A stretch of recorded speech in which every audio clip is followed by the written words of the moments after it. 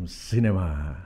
Berjumpa lagi dengan podcast Badan Perfilman Indonesia bersama saya Tito Imanda, dan malam ini atau sore ini tergantung Anda nontonnya kapan, kita ditemani oleh Mas Gerson Aiwala yang posisinya adalah Ketua Asosiasi Program Studi Film dan Televisi, itu Asosiasi Sekolah Film di seluruh Indonesia. Mereka menjadi satu, mengejar tujuan bersama mereka. Dan sebetulnya saya bersama Mas Gerson pengen nanya-nanya bayangan ideal yang dimiliki oleh Mas Gerson. Mungkin kita mulai dengan masa lalu tuh sekolah film seperti apa. Mas Gerson bisa cerita nggak sih? Kita mungkin bisa bicara masa lalu dulu, yang sekarang seperti apa, lalu bagian terakhir nanti di masa depan idealnya seperti apa ya gitu. Boleh Mas, kita ngomongin yang masa lalu dulu. Oke. Ya kalau berbicara masa lalu ya, sebenarnya pertama-tama sudah pasti kita ngomong soal teknologi nih. Teknologi film ya. Jadi ya zaman dulu masih seluloid. Kemudian kalau saya melihat dari segi pendidikannya ya, pada era itu kita tuh harus kuat dengan konsep, ya kan, seluloid ya. Terus kita dididik juga cukup keras. Karena mahal ya seluloid itu. Karena mahal itu pertama, dan kalau saya bilang dosen-dosen saya, para maestro ini sebenarnya secara akademis mungkin tidak terlalu seperti sekarang ya, S1, S2, S3. Tetapi mereka itu memiliki pendidikan yang internasional. Kayak Pak Almarhum Sumarjono, Pak Sumanjaya, dan sebagainya, Pak Jaya Kusuma. Yang mereka tuh ikut pendidikan di luar, di Amerika, di Pak Rusia. Asrosani, Pak Jaya Kusuma, iya.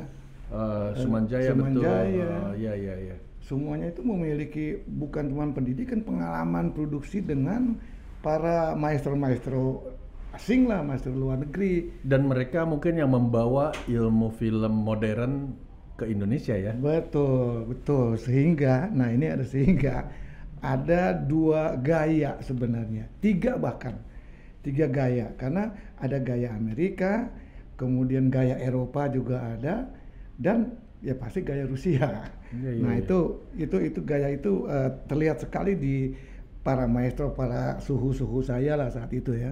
Dan apa yang mereka berikan kepada kita itu lebih pendekatannya itu memang personal. Jadi nggak kayak sekarang kan benar-benar kita pendidikan ya, sekolah. Jadi ada sistem pendidikan, sistem pembelajaran. Nah kalau dari dulu itu bagi saya sistemnya itu personal.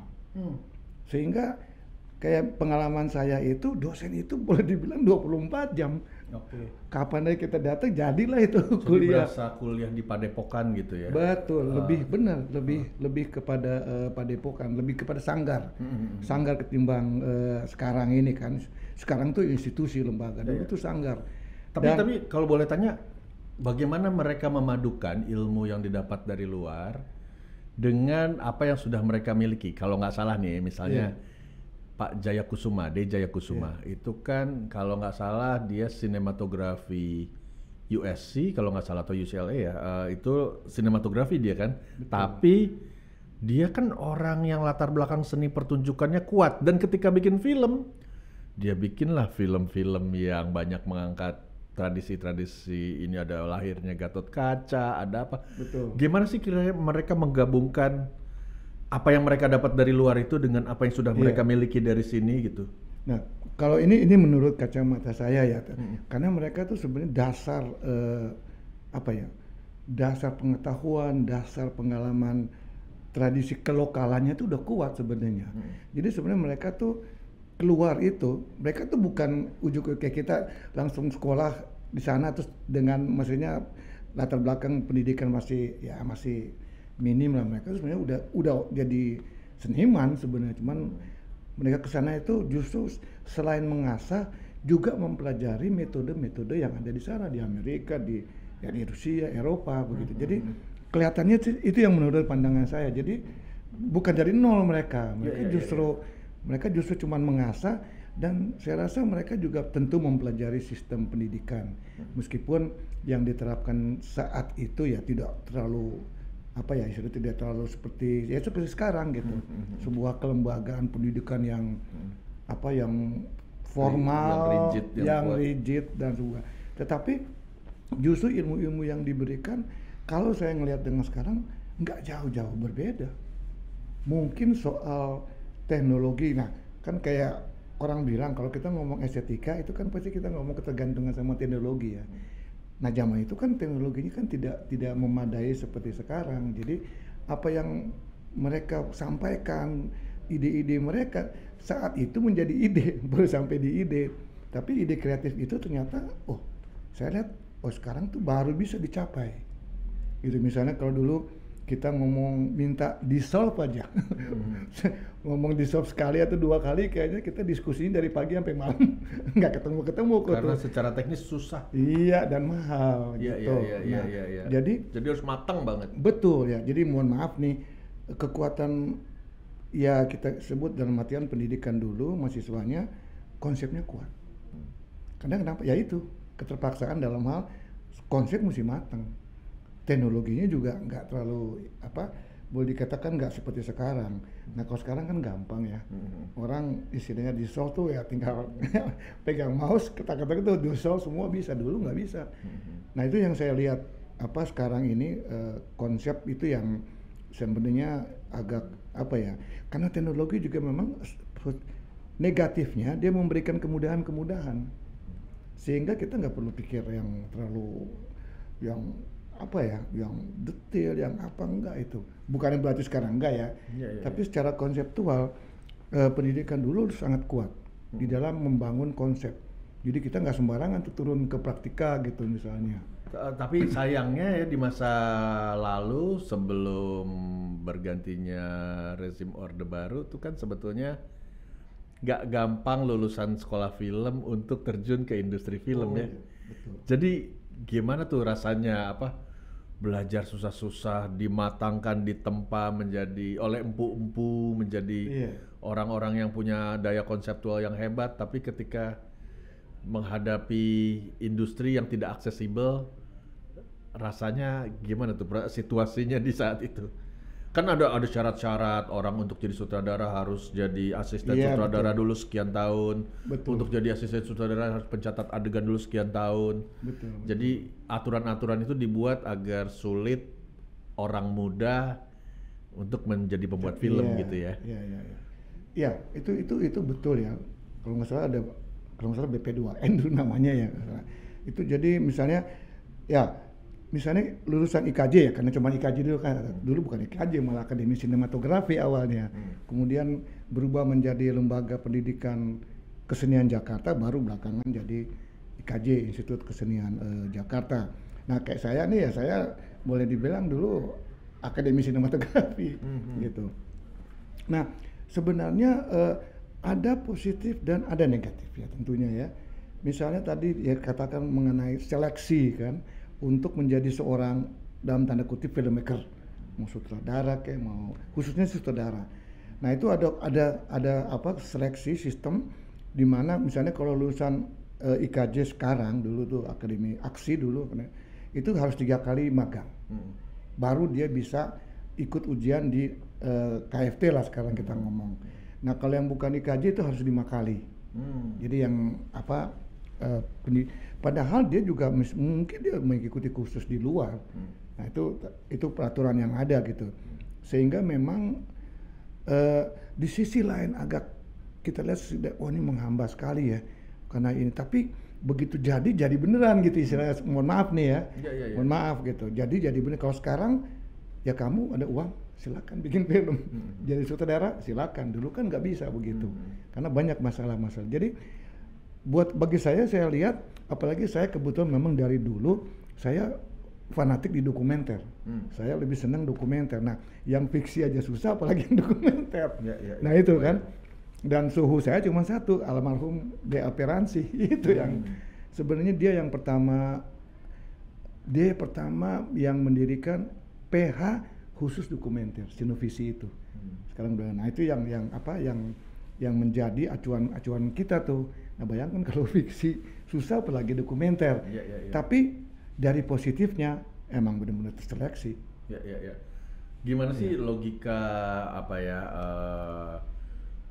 Setelah orang siap-siap lulus, mau lulus dia menatap masa depannya, terus membayangkan sulit menembus industri gitu.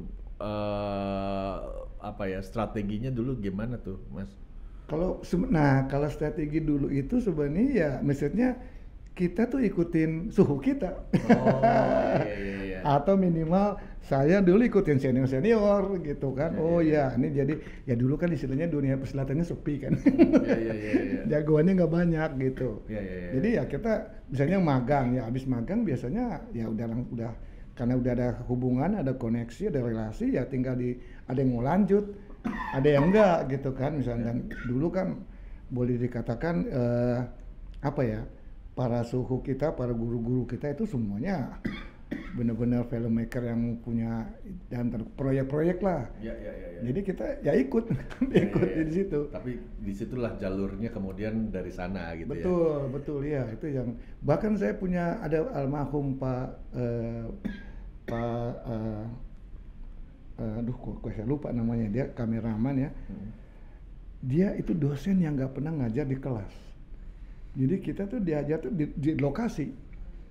Jadi sistem pembelajaran memang berbeda ya. Dan dulu masih lebih mudah karena diktinya juga nggak serigid sekarang.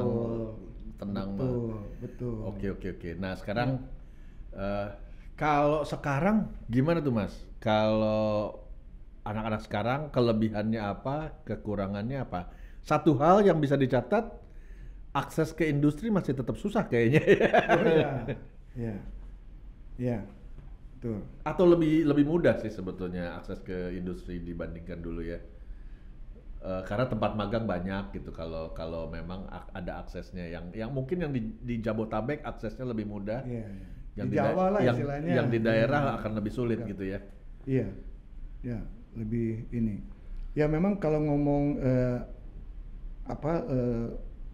jumlah industri sekarang ya tentu kita lihat cukup banyak, bahkan dalam tanda kutip cukup menjanjikan ya. Dan sudah nggak ada aturan-aturan yang membatasi kayak harus ini dulu, harus itu, syarat-syarat yang panjang gitu. Iya, betul. Dan itu juga sebenarnya juga membuka peluang-peluang yang cukup banyak untuk para calon-calon filmmaker lah dalam tanda kutip ya. Akan tetapi memang ini menurut kacamata pribadi saya ya, sebagai saya pengajar, jadi saya bisa melihat kira-kira ini bagaimana nih generasi yang sekarang itu. Sebenarnya yang pertama itu disiplin sebenarnya. Kalau dulu kan kita keras sekali ya disiplinnya gitu ya. Nah sekarang tuh disiplin gitu di dalam di dalam ketika perkuliahan aja kita juga udah bisa lihat bahwa ini disiplinnya lemah gitu ya. Dan kedua sebenarnya kalau dulu ya sedikit mundur ya, kita tuh prakteknya lebih banyak daripada kuliahnya. Jadi jangan kaget kalau kita kuliah tuh biasanya sekarang mungkin 4 tahun selesai, dulu 10 tahun itu biasa itu. Dan jangan-jangan praktek-praktek itu zaman sekarang bisa dianggap sebagai magang-magang ya, karena prakteknya langsung membantu para empu-empu itu kan. Betul. Jadi bahwa kita ntar lulusnya 10 tahun itu kita udah bahkan terus terang ya zaman saya tuh dosen tuh bisa bayarin kita kuliah loh. Dia bisa bayarin kita kuliah gitu. Tapi galak juga. Waduh, galaknya sih udah rumus ada, tapi memang karena juga nggak banyak kan. Kayak sekarang saya masuk kelas, saya satu kelas udah 50 orang, dulu kan paling 7. Nah itu dan konseptual. Jadi berpikir bagaimana membuat sebuah konsep ya, atau bagaimana kita mengembangkan ide, itu menurut saya agak sedikit lemah. Apalagi kita baru menghadapi terakhir itu pandemi ya, itu juga suatu pukulan yang cukup berat, bukan dengan dunia industri aja, dunia pendidikan juga. Nah, kemudian juga dalam tanda kutip lagi bahwa teknologi memang banyak membantu, tetapi juga dia memberikan efek-efek positif dan negatif tentunya. Yang tadi saya katakan bahwa ya gampang-gampang aja kan, kita shoot salah ada buang dulu kan nggak bisa. Sambil coba-coba deh gitu ya, Iya, sambil syuting sambil coba-coba deh gitu. kurang nih buang atau apa. Dulu kan nggak bisa gitu. Misalnya fotografi aja kita nunggu habis dicetak, begitu lihat, wah gitu tuh. Nah itu saya pikir di situ dan ya tentu ini kan bukan secara merata ya, tapi sebagian besar generasi sekarang khususnya mahasiswa ya, saya lihat secara mayoritas konseptual atau membuat sebuah konsep yang matang itu kurang bagi saya gitu. Tapi ada perkembangan apa di sekolah film, Mas? Yang bagus-bagus, yang maju-maju dibandingin zaman dulu tuh apa misalnya? Penguasaan teknologi. Anak-anak sekarang tuh wah itu jago-jago banget, dan saya kayak misalnya ngedit, saya sudah selesai sampai maksimal tuh Betacam udah selesai saya. Iya kan, di Celluloid Betacam. Nah sekarang kan komputerisasi itu kecanggihannya lebih dan bahkan saya merasa kalau misalnya saya kasih tugas, wah buat mereka tuh secara teknologi ya, secara teknik udah nggak ada masalah tuh, udah jago semua, udah tahu semua gitu. Tinggal mungkin konteks, isi, kreativitas, nah itu yang kita berikan. Tapi kalau udah ngomong teknik, udah jago-jago tuh. Itu juga sebenarnya positif. Iya. Memudahkan dosen-dosen kayak saya yang termasuk gatek ini gampang. Bagian itu dilepas aja. Dilepas aja, udah jalan sendiri itu anak-anak. Itu aja. Cuman ya itu sayangnya, tapi itu teknologi membantu. Tapi dalam hal jadi matengin konsepnya kurang lama. Nah, betul itu deh. Nah, kalau dari sistem ketentuan dikti gitu, ada manfaatnya nggak buat sekolah film? Misalnya dosen harus terstruktur, sekarang harus S2, harus S3, mengikuti seperti ilmu-ilmu lainnya gitu ya. Kalau untuk pendidikan seni dan khususnya pendidik film, bagi saya itu hambatan. Mohon maaf nih. Karena kenapa? Sekarang contoh gini, kita kan susah nih para profesional ya atau alumni yang profesional untuk mengajar. Ya kalau syaratnya mesti S2. Iya kan? Nah, itu kan buat mereka dalam artian ya aku kreator, gimana bukan musik kuliah tinggi-tinggi kan? Nah, untuk dapat S1 aja itu kadang-kadang juga udah usia, udah ini baru deh coba-coba deh gitu kan. Nah, itu di sisi itu agak menghambat. Dan kemudian kita tuh dibebani oleh urusan-urusan birokrasi administrasi yang harus diselesaikan oleh kampus. Ya, saya nggak bilang itu negatif ya, misalnya akreditasi, borang. Ya, itu berat ya, itu membebani. Kalau mungkin yang bukan pendidikan seni mungkin oke-oke aja. Tetapi kalau pendidikan yang menjalankan pendidikan seni, apalagi film, dan saya bukan ngomong cuma IKJ, mungkin yang lain juga pasti. Nah, kita kan juga tenaganya nggak istilahnya apa ya, tidak terlalu memadai seperti orang yang di pendidikan perguruan tinggi negeri gitu misalnya. Bukan saya bilang bahwa IKJ gitu enggak, tapi ya kebanyakan di situ bermasalahnya. Nah, itu buat saya tuh dalam tanda kutip itu agak menghambat gitu. Sehingga kita ini kan menciptakan para kreator baru, bukan urusan administrasi dan birokrasi yang menghambat. Itu aja di sisi itu sebagai sebuah perguruan tinggi film khususnya, menurut saya pribadi tentunya, saya nggak tahu orang lain, tapi saya rasa itu agak menghambat dalam tanda kutip, merepotkan. Iya. Sangat merepotkan gitu. Tapi kalau ini gimana, Mas? Kalau misalnya orang-orang yang karena kebutuhan harus mencari dosen S2, S3 gitu ya. Kemarin-kemarin kan sempat lumayan banyak orang yang dosen-dosen baru yang punya S2, S3 dari luar negeri. Terus dia membawa update ilmu gitu ya. Itu sebetulnya juga membantu sekolah, meringankan beban sekolah untuk update ilmu kali ya. Betul ya. Tapi yang saya lihat ya, kebanyakan justru yang maju ini yang dibawa oleh para pengajar ya atau ya pengajar lah ya, kita ngomong dari luar, justru film studinya, bukan film productionnya.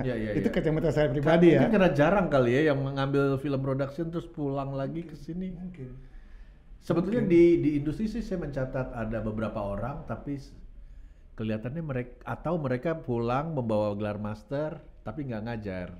Mungkin juga begitu ya. Ada beberapa orang lah. Pasti. Sinematografer mungkin ada. Mungkin ada gitu. Yang... Tapi sayang juga tuh. Iya. Kalau saya tahu malah saya rangkul tuh. Tapi scriptwriter ada Mas Riri. Mas Riri kan scriptwriting S2-nya. Dan dia pulang mengajar scriptwriting ya. Betul. Iya, kalau scriptwriter sih ya gitu. Ada film production juga banyak sebetulnya sepanjang pengetahuan saya. Sebetulnya dokumenter juga banyak. Betul. Mas Gerson sendiri juga pulang dari Belanda kan, membawa ilmu baru visual antropologi ya. Tapi sebenarnya tapi saya masih melihat kok film production itu yang dari teman-teman yang mengenyam pendidikan di luar itu buat saya masih kurang itu saya pikir ya. Atau sayanya sendiri yang mungkin pergaulannya enggak, tapi memang sedikit Mas. Jadi makanya itu salah satunya kenapa beasiswa S2 film tuh untuk beasiswa LPDP itu pelaku budaya. Kami waktu itu memutuskan tidak kalau film harus keluar negeri biar makin banyak yang ngambil film production ke luar negeri. Betul karena kan kalau film study itu kan kajian ya. Maksud saya juga film production ini bukan teknologi menggunakan kamera enggak itu kita sih biasa lah. Saya malah melihat nggak ada bedanya kita sama luar. Betul. Sama Hollywood kita sama aja. Tapi sistem pendidikan, sistem pembelajaran, workflow. Itu yang kita karena kurang. Teknologinya baru. Betul, itu. Jadi bukan pengetahuan film production menggunakan alat, enggak. Manajemen misalnya. Itu kan kita kurang. Oke deh Mas. Kalau misalnya kita masuk ke bagian ketiga nih, kira-kira untuk masa depan, kira-kira sekolah film idealnya ke arah mana ya Mas? Idealnya ke arah mana? Nah, sebenarnya kita tuh sudah ada dua jalur ya, dua jurusan. Yang satu tuh pengkajian atau film study atau dulu kayak saya itu lulusannya disebutnya filmologi dulu kan, dan penciptaan film production. Nah itu udah dua arah itu kalau bisa berjalan berdampingan, karena sangat membantu sekali gitu teman-teman yang kita kan nggak ada kritik film sekarang. Iya kan? Ya apalagi medianya udah hampir nggak ada. Itu penting sekali untuk mengevaluasi bagaimana sih dengan produksi kita nih. Iya kan? Terus bagaimana dengan hal-hal yang terkait dengan penonton, dengan segala macam yang merupakan ekosistem. Ekosistem itu kan lahannya teman-teman yang memang film study yang mengkaji yang penciptaan ya sudah dia berkembang dengan ide-ide kreatifnya itu aja. Kan kalau berjalan berdampingan saya pikir waduh mantap itu kita. Iya dan sebetulnya ada kecenderungan baru dilakukan di ISI Jogja, ISI Solo misalnya ya, yang sebetulnya karena penciptaan itu juga harus mempertanggungjawabkan ilmunya, teorinya, pendekatannya, konsepnya. Jadi sebetulnya sebetulnya penciptaan itu pengkajian juga, tapi mengkaji karyamu sendiri gitu kan ya. Beda dengan mengkaji karya orang lain gitu ya. Dan itu mungkin akan meningkatkan pencapaian keilmuan film kita, dan syukur-syukur ada yang khas Indonesia ya, temuan-temuan yang khas Indonesia. Itu saya tuh yakin tuh positif tuh mesti ke situ juga gitu. Kita menggunakan metode teori-teori barat kan cuma untuk disesuaikan itu bagaimana sih? Iya kan? Sambil mencari-cari apa yang kita dapat sendiri. Betul, itu saya percaya tuh, yakin tuh. Iya. Akan ini. Semakin banyak sih kalau boleh cerita di ISI Jogja misalnya penciptaan yang kemudian ya jadinya ini ya kita paksa untuk pakai konsep apa, jelasin konsep itu kenapa dipakai, misalnya mau montas, kenapa montas, latar belakangnya apa sih, dulu sejarahnya gimana, kenapa dibuat begitu. Lah, projectmu kenapa memilih pakai itu misalnya gitu ya. Tolong dijelaskan dan diuraikan secara ilmiah sehingga kan ada bahwa pencipta film juga menguasai sisi Betul. sejarah film, Pasti. gerakan film, teori Iya. film gitu ya. Iya, betul, itu pasti. Makanya kalau saya agak sedikit ini mengenai standarisasi ya, itu memang ya lumayan sulit sih untuk membuat sebuah standarisasi. Misalnya kita di lingkup prosvisi aja gitu ya, kan masing-masing prodi ini kan di bawah payung fakultas yang berbeda-beda. Meskipun fakultas komunikasi lebih dominan lah kalau pikirnya ada. Bahkan kayak Jember itu di bawah fakultas sastra itu. Nah, kita selalu bilang bahwa ya sudah, apanya kalau dalam tanda kutip kearifan lokal dalam artian keilmuannya udah itu diperdalam aja. Misalnya kayak yang di Semarang tuh Udinus ya, itu kan dia berangkat sekolah itu dari komputer. Lah saya bilang special effect-nya dikuatin aja saya bilang. Jadi masing-masing jadi kaya kita ntar. Tapi ini kan Mas, sebetulnya karena izin nomenklatur film itu ada di seni rumpunnya, sebetulnya kan kalaupun mereka belum punya fakultas seni, hitungannya kan sebetulnya mereka harusnya itu dititipkan sementara sampai mereka memiliki fakultas seni sendiri. Betul. Gitu ya. Iya.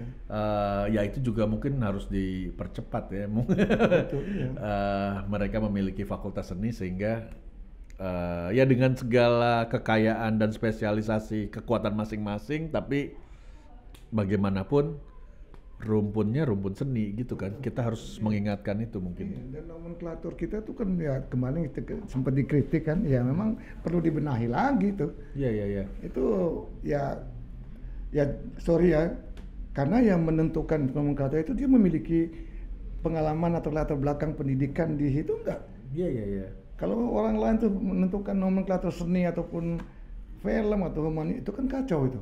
Iya. Kemarin makanya kita lihat, wah ini repot ini nomenklaturnya, tapi ya moga-moga kedepannya kita bisa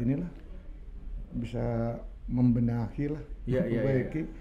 Dan sebetulnya salah satu konsekuensi kalau film sampai keluar dari rumpunnya gitu, rumpun seninya gitu, pindah ke komunikasi kan ilmu sosial, sastra tuh ilmu humaniora gitu ya, bukan seni. Takutnya kan nanti kedepannya dosen-dosen yang mengampu juga tidak punya latar belakang yang sesuai, dan semakin banyak pelajaran-pelajaran yang diajarkan oleh orang yang tidak sesuai kompetensinya. Gitu ya. Ya sebenarnya kalau ngomong jujur ya, ini udah disentuh duluan, ada sih rasa khawatir sih. Ada sih rasa khawatir, tapi kan ya sudah kita lihat dulu gitu. Tapi kalau ngomong jujur apa yang tadi disampaikan ya lumayan khawatir juga.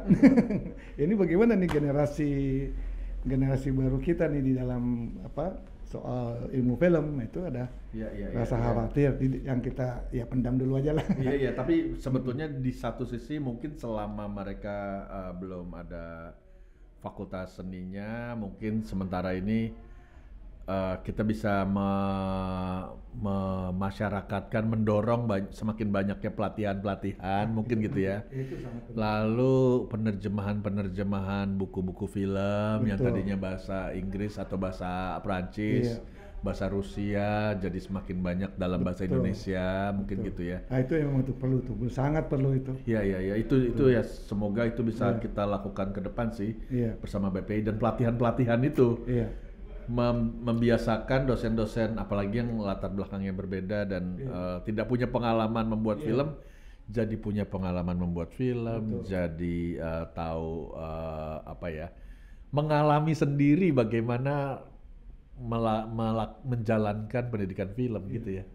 Pelatihan-pelatihan itu. Betul. Kita juga di IKJ masih apalagi yang teknologi terkait dengan kamera baru, kita kan nggak mampu ya beli yang misalnya webcam atau kita nggak mampu, kita panggil.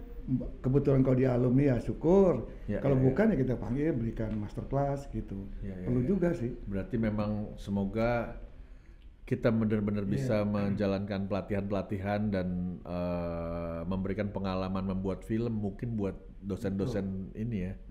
Dosen-dosen film, sehingga dosen film mengajarkan mahasiswanya membuat film, tapi ya dosen filmnya sudah punya pengalaman membuat film juga gitu. Iya, itu memang. Dan yang tadi saya jadi agak tambahan sih, bahwa saat ini kebetulan kita juga udah terapkan, jadi untuk belajar film itu sebuah industri ya, sebuah outputnya industri, nggak cukup cuma seni film. Mahasiswa perlu diberikan pembelajaran tentang kewirausahaan, bisnis, karena tantangan mereka tuh lebih banyak gitu. Tentunya teknologi. Betul. Ya betul sih. Sebetulnya kan misalnya penulis naskah dia harus belajar sastra juga, mungkin belajar. Iya. Jadi mungkin kekuatan kampus yang ada di Fakultas Sastra, Fakultas FIB gitu, mungkin ya seharusnya pembuat penulis naskah yang dihasilkan lebih jago ya daripada di sekolah film biasa. Betul, gitu ya. Iya, pasti itu. Seharusnya. Iya.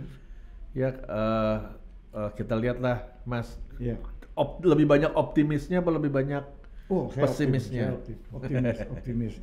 Sebenarnya kan keoptimisan itu kan tergantung di kita nih yang memberikan muatan-muatan input kepada adik-adik kita, anak-anak kita, ya kan gitu kan, dari situ.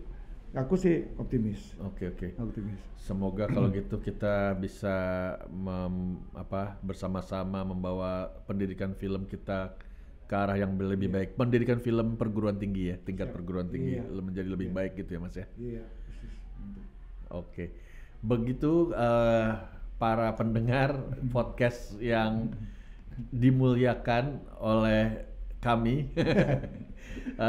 Semoga bermanfaat, banyak bermanfaatnya, dan semoga pembicaraan kita membawa renungan-renungan yang lebih dan bisa dibawa renungannya nanti bisa dibawa dalam diskusi-diskusi mewujudkan pendidikan film di tingkat perguruan tinggi yang lebih baik lagi sehingga memajukan perfilman Indonesia pada umumnya. Gitu Mas ya? Iya, siap. Terima kasih. Terima kasih Mas. Sama-sama, terima kasih.